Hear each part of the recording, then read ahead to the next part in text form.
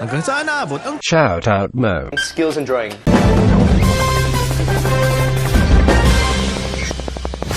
Mo sa inyo mga kansa, ako nga pala si Mocha Frappuccino. Ito lang nag-iisang fake news channel sa Pilipinas. Woo!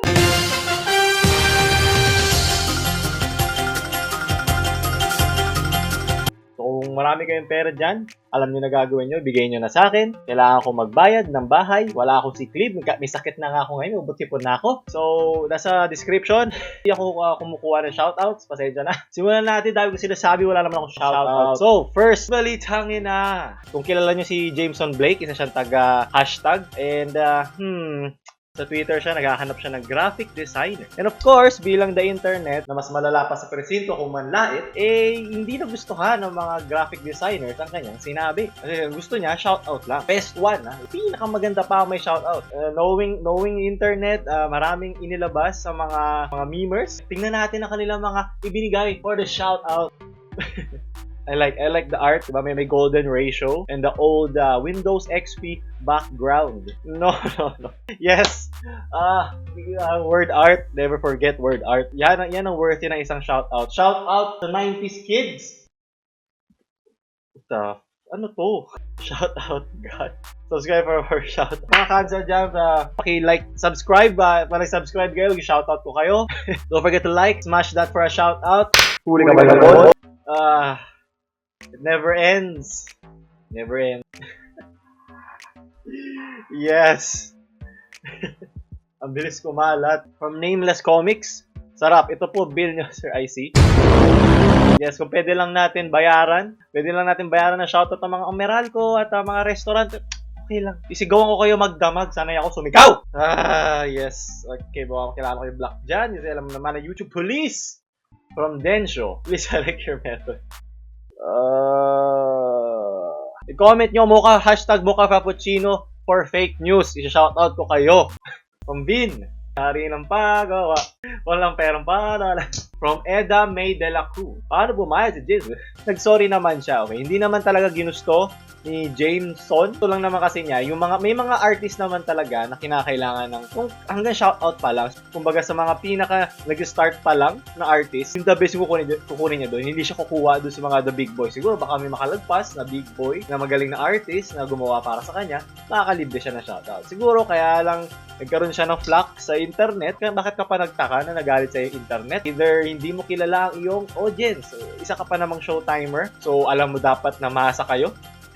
hindi sa makalibre, may pera naman siya. Kaya rin siguro nagalit sa kanya kasi alam na may pera siya. So nainis lang sila na ang yaman-yaman mo, hindi ka nagbayad. Di ayaw mo magbayad. Pero on his defense naman, na may sense naman. Doon sa mga maliliit na art, pinakamali lang niya rito is hindi niya kinilala ang kanyang market, ang kanyang audience. And knowing na isa kang taga-Showtime, you should know this by now. It's the best kind of audience.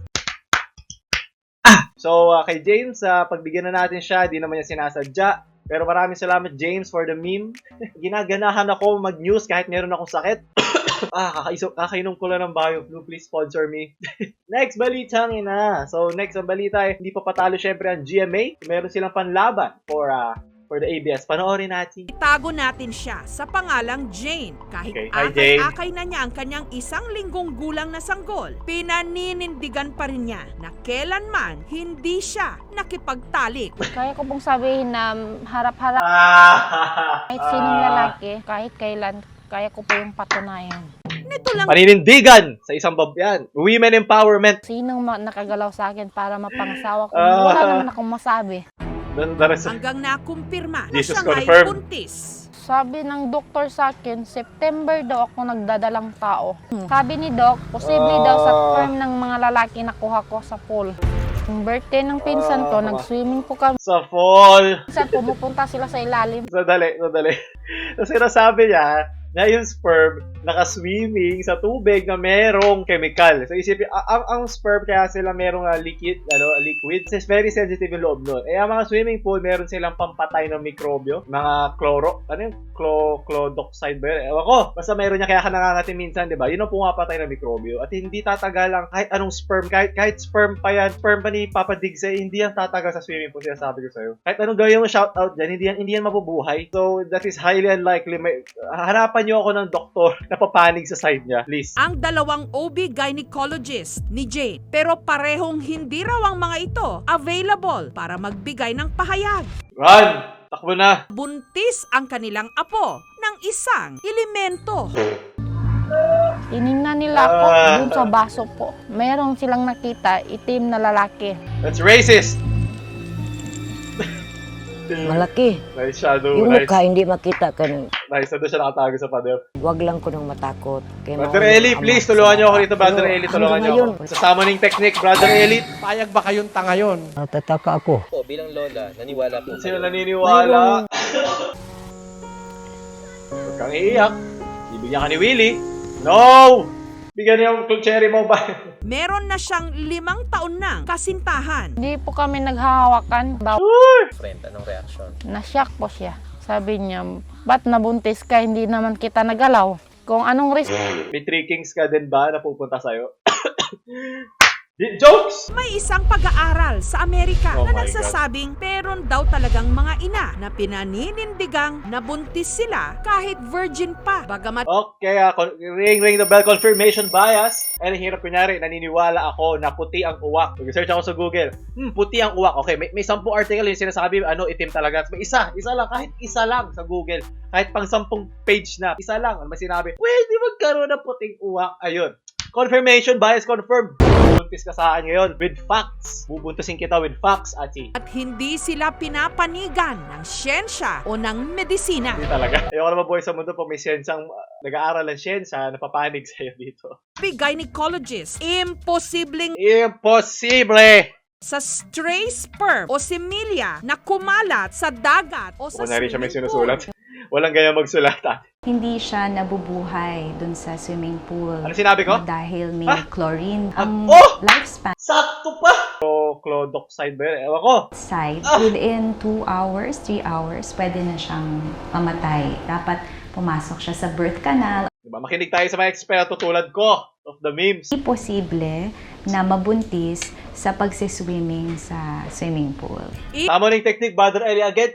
Tanga ho ba yon? Maraming salamat, Brother Eli. Sa dami ng mga katanungan sa buhay ni Jane, iisa ang sigurado, siya nga ang ina ng sanggol. At ano pa man daw ang sabihin ng mga doktor, pati na ng iba, aalagaan niya ito at mamahalin.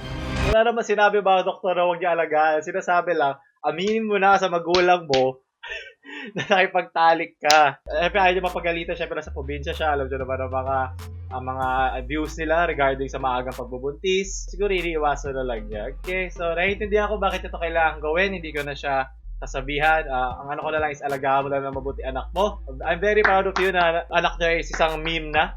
Please, huwag ko papakita sa anak mo tong video na. Lumalala ang pakiramdam ko.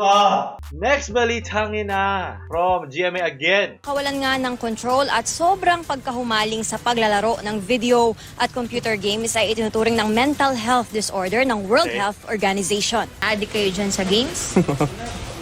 Ha? Opo. Tawa na lang siya eh. Magkano yung nagagastos mo sa ganyan? Per day? Ha? Per day? 100. Lahat sila tatawa na lang. Gano'ng katagal ka naglalaro? Ilang oras? Ma! Isang oras lang po. Lul! Or lang? Lul! May control din. Magsama kayo ni Jane. Denial! Maituturing ng isang mental health disorder. Ako bakit sobrang bago to? Lahat naman ng pagka-addict sa isang bagay. Addict sa pag-aaral, addict sa kahit anong ka-addikan, anything na extreme is nasasabi natin mental disorder. Hindi lang dahil gaming siya, hindi lang dahil paglalaro. Okay, pwede ka ma-addict sa kahit ano, pwede ka ma-addict sa pagkain. Mental health disorder agad yan. Kasi may connection yan sa intention mo, may connection yan sa iyong disiplina sa sarili. Ang disiplina saan ba nanggagaling? Hindi naman sa itlog, hindi naman sa puwet, hindi naman sa mata, sa utak. Wala nang iba. Ewan ko bakit parang bakit parang earth-shattering na kaalaman to. Ha? Who said this? WHO, nawawala na ng control sa paglalaro. Ang You know, di ba? Control. Kaligtaan na nitong kumain o di kaya ay matulog sa tamang oras o di kaya naman ay napapabayaan na ang pag-aaral o ang pagkatrabaho. Pero mo, ipapaliwanag mo sa Kumbaga, it is the same for anything. Kung kumakain ka, nakakalimutan mo na may pag-socialize. Wala nakakalimutan mo na alagaan yung sarili mo kasi kain ka ng kain. Kumbaga, lagi naman may adverse effect ang isang extreme. Hindi to kakaiba. Like, hindi lang sa gaming ang addiction. Anything na sobrang addiction. So, tigilan natin to. Okay, baka mapa-PhD nyo ako. Paulul high definition. Woo! Next balitang ina. Ito na nga ngayon. Woo! Sobrang hindi scripted. Go, Mayor! Yan ang Mayor ko. Ingat ka lang sa mga barel, please. Harangan nyo si Mayor. Baka. Ito ang Mayor ko. This is my president. Tumabong ka din parang, ang init! Tulungan, ilapit nyo pa sa kanya kasi hirap na si Mayor. Ano ba? Respeto naman. Yan, o, di ba? Wala kayo arm skills si Mayor Estrada. Ano kayo? Kunin niyo muna. Kunin nyo. No! No, nagtatrabaho si Mayor. Hindi na kailangan ng kasama ni Mayor. Ano ba? No, wag ayaan nyo siya. Kampaluin kayo ng pala niya. O, kitabi mo kami parang, hayop kayo. Kita nyo ba nagtatrabaho dito ng marangal? Hayaan nyo ako, please. Turuan ko kayo paano magtrabaho para sa bayan. Tingnan mo, pang! One more. Yeah, boy. Wapo. Max level. Panoorin nyo ako yan. Learn from the master. May tagakuha siya. Hatching trash max 100. Next meme. Next balita. Last month, na-block sa Facebook ang 30 days. Di ko alam bakit. Hayaan nyo na siya, please. Ginagamit na nga natin siya meme. Sinasaktan nyo pa siya. Huwag nyo na siyang hawakan. Leave him alone. Isa ng dying meme. Okay? Kumbaga sa journalismo tulad na ginagawa ko, si Mocha Frappuccino, siya ay untouchable. Okay? Siya ay may restraining order sa ibang memes. Hindi siya pwede hawakan within 100 yards. Welcome back sa online community. Badang, please, huwag ka pumunta sa mga meme pages. May ABS-CBN, hindi na ba sila papatalo? Overpriced, mga pang-ahit na BS na. At ano kaya top kasi niya? Yung utak ng mga tanga. Gusto kong matry yan. Titirik ba mata ko sa sobrang sarap niyan? From Katie Park. Balitangin na. From GMA again. Labanan. Hindi nagpatinag sa pakiusap ang babae. Ilan saglit pa, nakatulog ang babae sa kanyang kinauupuan. Ate. Ba't ang istorbo ka ng tulog? Iwan ko dyan. Tulog ka ba? Obvious ba? Obvious ba? So, tama ka naman. Wala na mabali doon, di ba? Bakit mo tinatanong? Di ka kita napapansin. Obvious ba? Hindi ko alam kung anong inihit-hit nila, pero pengin na lang. Pengin na lang niya na hinihit nyo ate. Shoutout kita. Kung Paulon, maraming salamat. Balita from News 5 naman, ba? Lahat na ng news. Kuha na natin. Balita, nakulong na si Sian Gasa. Umapela siya. Noong Abril, nakulong na si Sian matapos sumuko sa mga polis. Pero nakalaya. Pero si Sian Gasa ay makukulong na 5 taon. Sadly, alam ko naging close siya sa mga puso natin. And pagaling ka dyan, Sian Gasa. Sana mahanap mo paano maging isang tunay na citizen ng Pilipinas. And sana wag mong pupulutin ang sabon. Okay, kahit anong gawin mo, yun lang. And God bless and take care. Diyan, okay. We will see you in 5 years. Hopefully, may natutunan ka sa nangyari sa'yo and we will see you again. Alagaan mo ang sarili mo, lalo na ang iyong likod. From Jasper Buo, balitang ina. No. No, hindi ko pwede pakita yun. Next balitang ina from GMA News. Sa kuha ng CCTV ng Barangay E. Rodriguez itong nakaraang buwan, makikita si Chris Bautista habang kaharap ang apo at walang kamalay-malay sa panganib na paparating. Ang itinuturing niyang best friend na si Valentino Abiertas, oh my God, lumusob sa kanya, bitbit ang itak. No, please. Pinagharap sila sa barangay hall at pinagkasundo. Mistulang sanggang dikit muli ang mag-best friend. Talagang kumpare ang Nagpapasalamat nga si Bautista dahil hindi siya nasugatan ng atakihin ni Valentino. Kita nyo yung CCTV, talaga tinagayo, no? Malakas po yung guardian angel ko sa likod. Nakita ko, ginanon mo eh. Saan tumama eh? Di baliktad yung baliktad. Kabaliktad. Yung mga nagtatawanan sa likod eh. Aso nanakot ka lang. Ginaya ko lang si Bato sa'yo, binaliktad yung talin.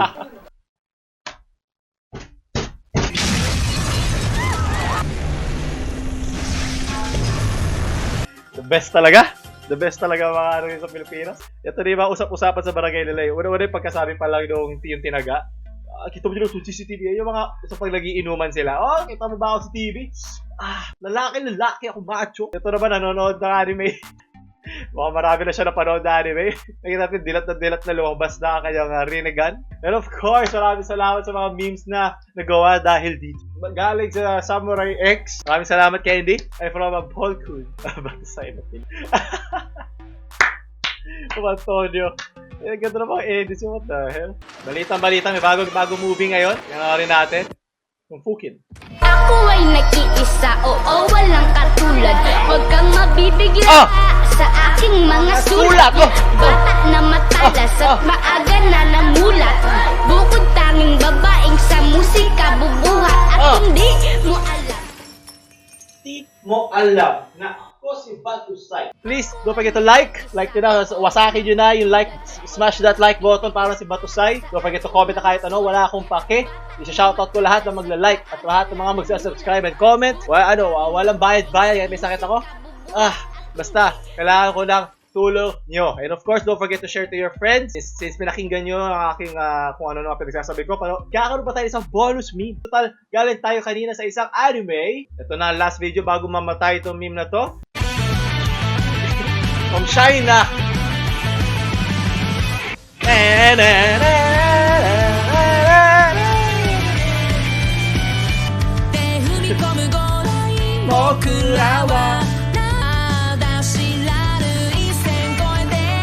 Woo!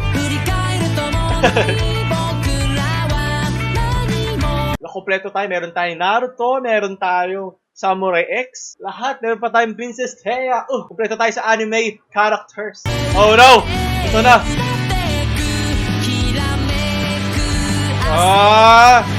Lalabas ko na. Ang chakra ko!